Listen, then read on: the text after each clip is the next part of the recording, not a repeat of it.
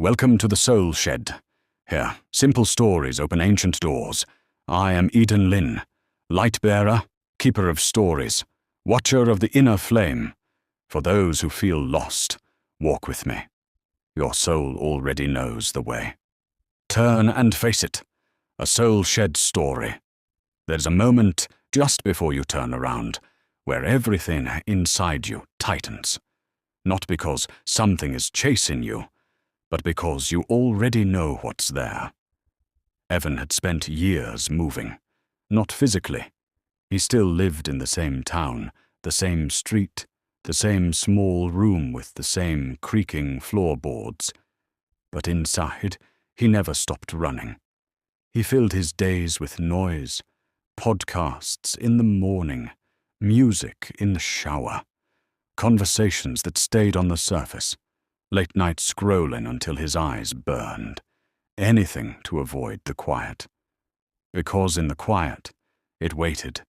It started years ago, a moment he never spoke about, a phone call he didn't answer, a door he didn't open, a chance to say something that mattered, and he didn't. Life moved on like it always does. People told him, "It's not your fault." And maybe it wasn't, but something inside him never agreed.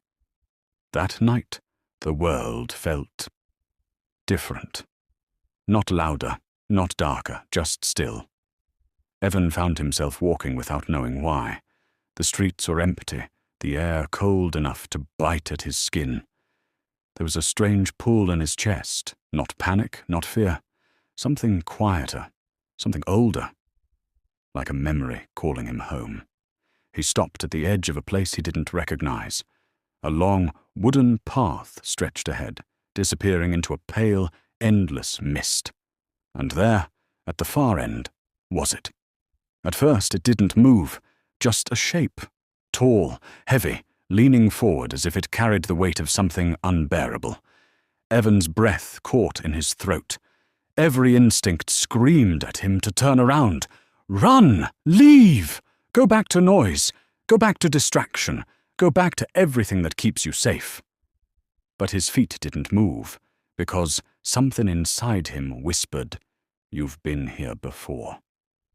The figure shifted, slowly, and for the first time, Evan saw it clearly. It wasn't a monster. It wasn't something foreign. It was him. Or at least, something made from him. Its shape was human, but fractured. Pieces of memory moved inside it like shadows in water. Regret, guilt, words never spoken, tears never allowed. Its head hung low, like it couldn't bear to look up. And suddenly, Evan understood something that broke him open. It wasn't chasing him. It had been waiting. His legs trembled as he stepped forward. One step, then another. Each one felt heavier than the last, like walking through years of unspoken truth. The figure didn't move toward him. It didn't reach out. It just stayed, waiting. Evan stopped a few feet away. For a long time, neither of them spoke. The silence wasn't empty. It was full, thick with everything he had avoided. Finally, his voice came out, barely a whisper. "I didn't know how to face you." The figure shifted slightly, as if those words mattered. "I thought if I kept moving, if I kept busy, you'd disappear." A pause. Then, for the first time, the figure raised its head.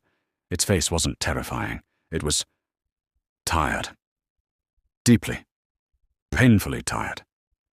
Evan felt something inside his chest crack. "I'm sorry," he said. And this time, it wasn't rushed. It wasn't defensive. It was real.